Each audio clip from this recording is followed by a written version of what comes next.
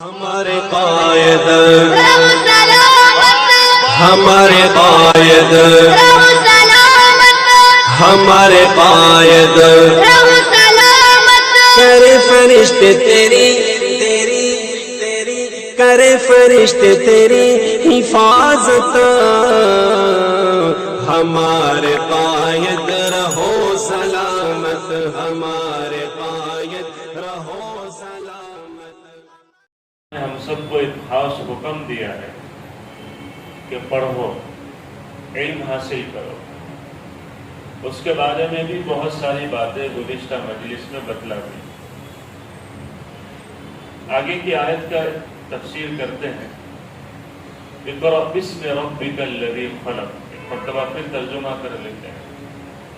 اللہ تعالیٰ ارشاد فرماتے ہیں پڑھو، علم حاصل کرو اس پروردگار کے نام سے کہ جس نے سب کو پیدا کیا ہے۔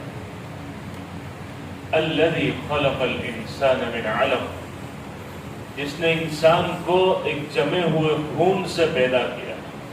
اس کی حقیقت کچھ نہیں تھی، وہ ایک منی کا قطرہ تھا، پھر گوشت کا، پھر وہ خون کا قطرہ ہوا، جمع ہوا خون بنا، اور پھر وہ گوشت کا لوتھڑا بنا، اس پر ہڈیاں پروئی گئی اور ایک انسان تیار ہو گیا۔ الذی خلق الانسان من علق اقرأ وربک الاکرم، آپ پڑھو، آپ کا پروردگار بڑا کریم ہے۔ اس کے بارے میں بھی بہت ساری باتیں بتلا دی کہ نبی کریم صلی اللہ علیہ وسلم پر جب یہ وحی نازل ہوئی، اور یہ 5 آیتیں اسلام کی سب سے پہلی وحی ہے، جس میں حضرت جبرائیل نبی کریم صلی اللہ علیہ وسلم کے پاس آئے تھے اور کہا کہ پڑھو۔ آپ نے فرمایا ما انا بقارئ، میں پڑھا ہوا نہیں ہوں۔ تو یہ آیت نازل فرما کہ اللہ یوں کہہ رہا ہے کہ پڑھو، آپ کا پروردگار بڑا کریم ہے، آپ کو نہیں آتا وہ پڑھنا سکھا دے گا۔ آپ صرف پڑھے ہوئے نہیں ہوں گے، آپ لاکھوں کروڑوں کو پڑھانے والے بنیں گے۔ تو اس کی تفسیر ہو گئی۔ آگے کی آیت جو ہے الذی، کیا ہے؟ اقرأ وربک الاکرم الذی علم بالقلم، وہ اللہ وہ ہے جس نے انسانوں کو قلم کے ذریعے سے پڑھنا سکھایا۔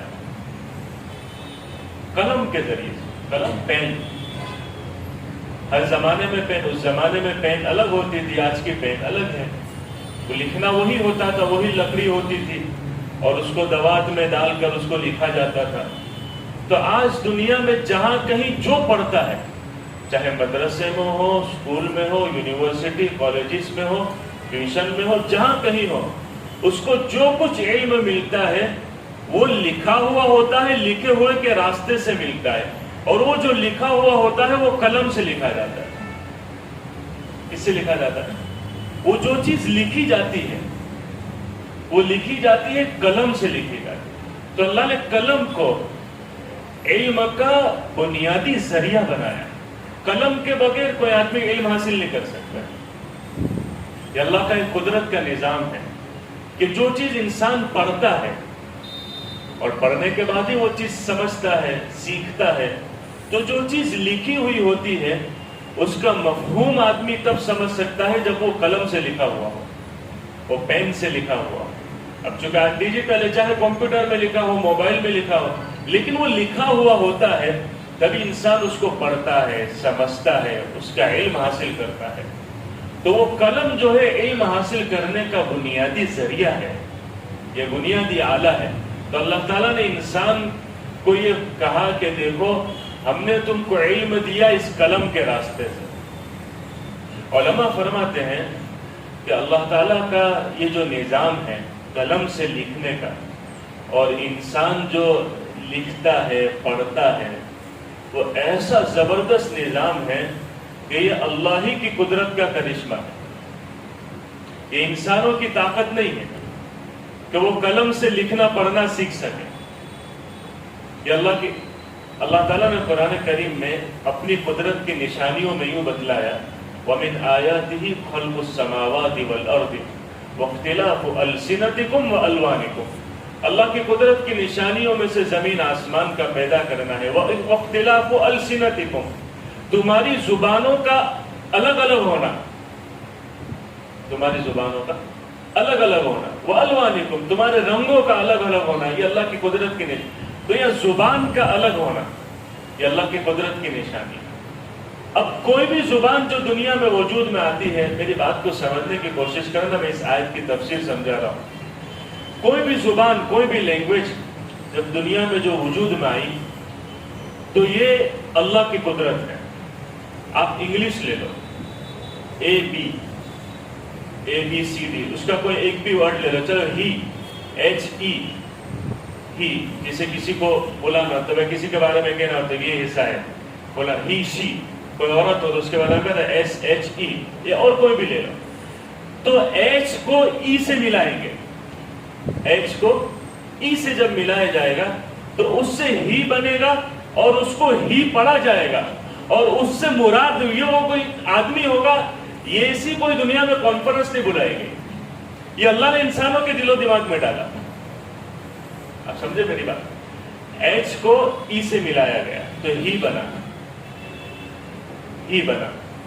اب ہی کو پڑھیں گے ہی، یعنی ہا نکالیں گے، ای نکالیں گے. H کو س نہیں پڑھیں گے، H کو ڈ نہیں پڑھیں گے. وہ HU جو لکھا جاتا ہے اس کو ہ ہی پڑھیں گے، ڈی نہیں پڑھیں گے. یہ سکھایا کس نے؟ انسانوں کو. اب سمجھے میری بات؟ یہ اللہ نے انسانوں کو دل و دماغ میں یہ بات ڈالی کہ یہ جو یو لکھا جا رہا ہے نا، اس کو ہ کی آواز کے ساتھ پڑھو. جو ڈی لکھا جائے گا تو اس کو ڈ کی آواز کے ساتھ پڑھو. جو ایس لکھا جائے گا تو اس کو س کی آواز کے ساتھ پڑھو. ایسی دنیا میں کوئی کانفرنس نہیں بلائی گئی، کوئی میٹنگ نہیں ہوئی کہ اب اس کو یوں لکھا جائے تو یوں پڑھا جائے. اب اس کو ایچ کے ساتھ ای ملائیں گے تو پھر اس سے مراد یہ ہوگا. نہیں، یہ اللہ نے انسانوں کی زبان پر اس طرح کے الفاظ جاری کر دیے. اور قرآن میں اللہ نے ذکر کیا وَعَلَّمَ آدَمَ الْأَسْمَاءَ كُلَّهَا. جب اللہ تعالیٰ نے آدم علیہ السلام کو پیدا کیا تو ان کو ساری دنیا کے نام بتلائے. ساری دنیا کے نام بتلائے. جیسے یہ کرسی ہے، اب اس کو کرسی اردو میں کہا جاتا ہے، اردو زبان میں اس کو کرسی، یا انگلش میں اس کو چیئر کہیں گے یا جو بھی کہیں گے، تو یہ اس کو کرسی کہیں گے. اب یہ انسانوں کی زبان پر اللہ کی طرف سے لایا گیا ہے کہ اس کو کرسی کہو. جب دنیا میں زبان وجود میں آئی تو اللہ کا نظام چلا. کوئی ایسا نہیں کہ 25, 50, 100, 200, 1000 لاکھوں آدمی مل کر بیٹھے کہ چلو اس کو اپنے کیا کہیں گے، اس کو اپنے ڈیسائیڈ کر لیتے ہیں. نہیں، ایسا نہیں ہوا ہے. دنیا کوئی نے ڈیسائیڈ نہیں کیا ہے. آج کوئی نام بدلنا چاہے تو دنیا ایکسیپٹ کرے گی کہ اس کا نام ہم کو دوسرا رکھ دیتے. کوئی ایکسیپٹ کرنے تیار نہیں. یہاں تک کہ علماء فرماتے ہیں کہ دنیا اتنی بڑی ہو گئی ہے، کوئی آدمی اپنی خود کی زبان لینگویج ایجاد کرنا چاہے کہ میری یہ زبان ہے، اور یوں کہے کہ ساری دنیا اس زبان پر آ جاوے، اور یوں کہے کہ اس کو اس طرح لکھا جاوے، کوئی اس کو ایکسیپٹ نہیں کرے گا، کوئی قبول نہیں کرے گا. یہ زبانوں کا دنیا کے اندر رائج ہونا اور اس کو قلم سے لکھا جانا، اور قلم سے لکھانے کے بعد اس کا مفہوم کہ اس سے کیا مراد ہے اس کو سمجھانا، یہ اللہ ہی کی قدرت کا کرشمہ ہے. یہ کوئی انسان کی طاقت نہیں. تو اللہ نے کہا ہے کہ دیکھو یہ ہماری قدرت ہے کہ ہم نے دنیا میں مختلف زبانیں پیدا کی ہیں، مختلف لینگویج. ہر ہمارے خود ہندوستان میں ہم غور و فکر کریں، بلکہ خود ہمارے گجراتی میں، اور بلکہ گجرات میں گجراتی تو یہاں کی ساؤتھ کی گجراتی الگ، پھر نارتھ کی الگ، پھر یہاں آپ کہیں ویسٹ میں چلے جاؤ، کچھ میں اس طرف چلے جاؤ تو وہاں کی گجراتی کچھ الگ بولی جاتی ہے. دنیا میں مختلف زبانیں، اور ان زبانوں کو لکھا جاتا ہے کہاں؟ قلم کے ذریعے سے، اور قلم سے پھر اس کا مفہوم ادا ہوتا ہے، اس کا معنی نکلتا ہے. وہ معنی اللہ نے انسانوں کو سمجھایا ہے، وہ اللہ نے یہ بتلایا کہ دیکھو ہم نے تم کو یہ چیز سکھائی ہے، سمجھائی ہے. الذی علم بالقلم، وہ اللہ وہ ہے جس نے قلم کے ذریعے سے انسانوں کو علم دیا، علم سکھلایا. ایک علم حاصل کرنے کا یہ زبردست راستہ، بنیادی چیز ہے کہ قلم کیا ہے؟ قلم کے ذریعے سے اللہ نے انسانوں کو علم دیا. یہ اللہ کی قدرت. آگے اللہ تعالیٰ نے جو 5ویں آیت ہے اس میں پھر یوں کہا کہ الذی علم بالقلم علم الانسان ما لم یعلم. اللہ نے انسانوں کو قلم سے علم تو دیا، تم کو پڑھنا لکھنا سیکھا، تم ایڈوکیٹڈ ہو گئے، تم اگر دین کا علم حاصل کیا تو تم عالم بن گئے، تم نے یہ علم حاصل کیا تو تم فلاں ڈگری والے بن گئے، تم بن گئے. لیکن یاد رکھو کہ وہ اللہ علم دینے میں قلم کا بھی محتاج نہیں. بہت ساری دنیا کی مخلوق ایسی ہے جن کو اللہ قلم کے بغیر علم سکھا دیتا ہے. کس کے بغیر؟ قلم کے. علم الانسان ما لم یعلم. اللہ کے نبی صلی اللہ علیہ وسلم کو کہا گیا اللہ بہت سارے انسانوں کو قلم سے علم سکھاتا ہے، آپ پڑھنا لکھنا نہیں جانتے تو آپ کو کیسے علم دے گا؟ نہیں، آپ فکر نہ کریں، آپ کو تو اللہ بغیر پڑھے لکھائے ہوئے، بغیر کسی کے سامنے پڑھے لکھے، بغیر کسی کے سامنے شاگرد بنے ہوئے، اسٹوڈنٹ بنے ہوئے، اللہ آپ کو علم دے گا. علم الانسان ما لم یعلم. انسان کو وہ چیز سکھلائی ما لم یعلم جو وہ جانتا نہیں تھا. جو کیا ہے وہ ساری چیزیں. انسان تو چھوڑو، دوسری جتنی مخلوقات ہیں، آپ جانور کو دیکھ لو. جانور بچہ جو چھوٹے چھوٹے کی کتنی مثالیں، تو وقت بہت زیادہ نکل جائے گا. جتنے جانور کے بچے پیدا ہوتے ہیں وہ ان کو کوئی سکھانے والا نہیں ہوتا، وہ اللہ کی طرف سے سیکھ کر آتے ہیں. اللہ کی طرف سے سارے سیکھے ہوئے آتے ہیں کہ مجھے آگے کیا کرنا ہے. مجھے اگر مرغی کا بچہ ہے تو اس کو وہ سکھا ہوا تھا کہ مجھے اسے دانا چوگنا ہے. اگر سانپ کا بچہ ہے تو وہ سکھا ہوا تھا کہ مجھے ایسے لوگوں کو ڈسنا ہے. اللہ ان کو سکھا کر بھیجتا ہے. اور انسان کو بھی اللہ تعالیٰ بہت ساری چیزیں سکھلا کر بھیجتا ہے.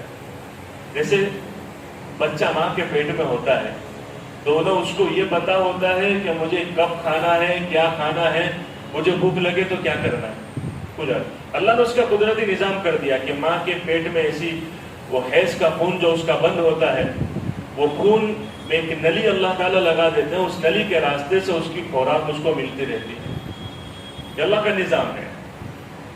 جب باہر آ گیا اب اللہ نے اس کو سکھلا دیا کہ اب تجھے بھوک لگے تو رو. اب تجھے بھوک لگے تو روئے گا تو تیری ماں تیری بھوک کو دور کرے گی. پھر اس کا ماں باپ، اس کی ماں، حالانکہ اس کی ماں کو نہیں جانتا ہے، ابھی اس کی آنکھیں جمی بھی نہیں ہوتی ہے کہ کون میری ماں ہے، کون میرا باپ ہے. آہستہ آہستہ جب اس کی آنکھیں جمنا شروع ہوتی ہے اور وہ ایک نے ایک شکل کو پورا دن دیکھتا ہے، اس کی ماں کو پورا دن ایک نے ایک شکل کو دیکھتا ہے، تو وہ اس کے اندر اس ماں کی محبت آ جاتی ہے. پھر وہ جان لگتا ہے یہ میری ماں ہے. کیا ہے؟ پھر وہ آہستہ آہستہ بچہ جانتا ہے. جب وہ ایک ایک شکل، اس کی آنکھیں جمنا شروع ہوتی ہے. اس سے پہلے انسان کو اس کی ماں اگر سکھانا چاہے کہ دیکھ تجھے بھوک لگے تو رو، سکھاتی ہے ماں. اللہ اس کو سکھلا کر بھیجتا ہے. کیا کرتا ہے؟ علم الانسان ما لم یعلم. وہ نہیں جانتا تھا، اللہ نے اس کو سکھلا کر بھیجا ہے. اگر تجھے کوئی درد ہو رہا ہے تو رو. تجھے اگر بھوک لگی ہے تو تیری ماں کی چھاتی کو اس طرح چوس. وہ اللہ سکھلا کر بھیجتا ہے. اگر آپ اس کے سامنے یہ کوئی دانہ رکھ دو گے، چاول رکھ دے گا تو وہ کھائے گا. وہ سکھا ہوا نہیں ہے ابھی. ہاں، دودھ کیسے پینا ہے اللہ نے وہ سکھلا کر بھیجا ہے. تو اللہ نے فرمایا علم الانسان. بلکہ میں تو ایک لطیفے کے طور پر کہتا ہوں کہ اللہ ان بچوں کو بہت ساری چیزیں سکھلا کر جو بھیجتا ہے، تو اس میں آج کے زمانے میں تو سمجھو کہ 2010 کے بعد پیدا ہونے والے جتنے بچے ہیں ان کو اللہ موبائل چلانا بھی سکھلا کر بھیجتا ہے. کیسے؟ اللہ ان کو موبائل دیکھتے. ہم 6 مہینے کے بچے، ہمارے 8 مہینے کے بچے، کہ کیسا ان کو کہ وہ اوپر نیچے کرتے ہیں. آپ ان کو کوئی شارٹس لگا کر دے دو یوٹیوب میں تو 8 مہینے کا بچہ ہے، پورا ہو جائے گی تو وہ اوپر نیچے کرتا رہے گا. 10 مہینے کا بچہ ہے تو وہ اب وہ بھی اللہ کا نعمت، کیونکہ دنیا آگے بڑھ رہی ہے، ترقی بہت فاسٹ زمانہ ہے، تو یہ بھی اللہ کی طرف سے ایک نظام ہے کہ اس کو موبائل چلانا سکھلا کر بھیجا جاتا ہے. کہ بس وہ اب ہم اپنے زمانے میں غور کریں تو یار اپنے 15-20 سال کے ہوئے اور اب تو دوسرے بڑے بھی ہیں، تو وہ تو کی پیڈ چلانا بھی نہیں جانتے تھے. ہم 15-16 سال 20 سال کے کی پیڈ بھی نہیں چلانا آتا تھا کہ کی پیڈ کیسے چلائیں گے. اب تو وہ اینڈرائڈ اور وہ یہ سارے فون جو ہے وہ ہم دیکھتے ہیں کہ بچے تو 8 مہینے کا، 10 مہینے کا، 1 سال کا ہو جائے تو پھر وہ تو چھوڑتا ہی نہیں ہے فون. اس کے دلی دماغ اس پہ لگا ہوا رہتا ہے. تو خیر بہرحال علم الانسان ما لم یعلم. اللہ کہہ رہا ہے کہ انسان کو ہم نے وہ چیز سکھلائی جو وہ جانتا ہے. تو یہ ابتدائی 5 آیتیں ہیں. جو اللہ کے نبی صلی اللہ علیہ وسلم پر سب سے پہلے نازل ہوئی، سب سے پہلے۔ پھر وحی کا سلسلہ رک گیا۔ علماء فرماتے تقریباً 2.5 سال تک کوئی وحی نہیں آئی، 2.5 سال تک۔ اس کے بعد پھر آیتیں آنی شروع، یا ایھا المدثر قم فانذر، پھر آیتیں آئی یا ایھا المزمل۔ پھر اس کے بعد یہ سورہ علق کی یہ 5 آیتوں کے بعد جو آیتیں ہیں، کلا ان الانسان لیطغی ان رآہ استغنی ان الی ربک الرجعی، یہ آیت نازل ہوئی۔ چونکہ قرآن کریم جو ہے وہ الگ الگ موقع پر نازل ہوا، اور کوئی ایک سورت، بہت کم ایسی صورتیں جو ایک ساتھ نازل ہوئی، ورنہ ٹکڑے ٹکڑے نازل ہوا۔ جب کوئی آیت اترتی تو اللہ کے نبی صلی اللہ علیہ وسلم صحابہ کرام کو فرما دیتے ہیں کہ بھائی اس آیت کو فلاں سورت کی فلاں آیت کے بعد رکھ دو، فلاں سورت کی فلاں آیت کے بعد رکھ دو، یہ آپ فرما رہے۔ اس طرح قرآن پھر مرتب ہوا۔ تو وہ پھر یہ آیت جب نازل ہوئی، یہ 5 آیتیں تو پہلے اتر گئی، پھر جب یہ آیت نازل ہوئی کلا ان الانسان لیطغی، تو اللہ کے نبی صلی اللہ علیہ وسلم نے فرمایا اس کو وہ جو سورہ علق کی جو 5 آیتیں ہیں اس کے بعد ان 3 آیتوں کو رکھ دو۔ ان 3 آیتوں کے شان نزول میں یہ بات لکھی ہے کلا ان الانسان لیطغی ان رآہ استغنی ان الی ربک۔ میں شان نزول ختم کر کے بات ختم کر دیتا ہوں، اس کے بارے میں بہت لمبی چھوٹی تفصیل ہے۔ اس کا شان نزول یہ ہے، یعنی یہ آیت کس موقع پر نازل ہے، شان نزول اس کو کہا جاتا ہے کہ آیت کس موقع پر نازل ہے۔ ہم سب جانتے ہیں کہ اللہ کے نبی صلی اللہ علیہ وسلم نے جب مکہ میں دعوت دینی شروع کی، مکہ میں دعوت دینی شروع کی تو سارا عرب بت پرستی میں تھا، کفر و شرک میں تھا۔ ایسے خطرناک ماحول میں کوئی ایک اکیلا آدمی کھڑا ہو جائے، اور جتنے مذہب کے ماننے والے ہیں ہر ایک آدمی اپنے مذہب کو سچائی سمجھتا ہے، کون یوں کہتا ہے کہ میرا مذہب غلط ہے، ہر ایک اپنے مذہب کو سچا سمجھتا ہے۔ ایسے ماحول میں ایک آدمی اکیلا کھڑا ہو جائے جو ان سب کے مذہب کی تردید کر دے، اور ان کے جو معبودان باطلہ ہیں، جن کی یہ بتوں کی پرستش کرتے ہیں، ان کی تردید کر دے کہ یہ عبادت کے لائق نہیں ہے، تو ظاہر ہے جب ایک ایسا آدمی کھڑا ہوگا تو ساری دنیا اس کی مخالف ہو جائے گی۔ ایسا ہی وہ اللہ کے نبی صلی اللہ علیہ وسلم کے ساتھ کہ آپ جب اس دعوت کو لے کر کھڑے ہوئے تو سارا عرب آپ کا مخالف ہو گیا، سارے آپ کے دشمن ہو گئے۔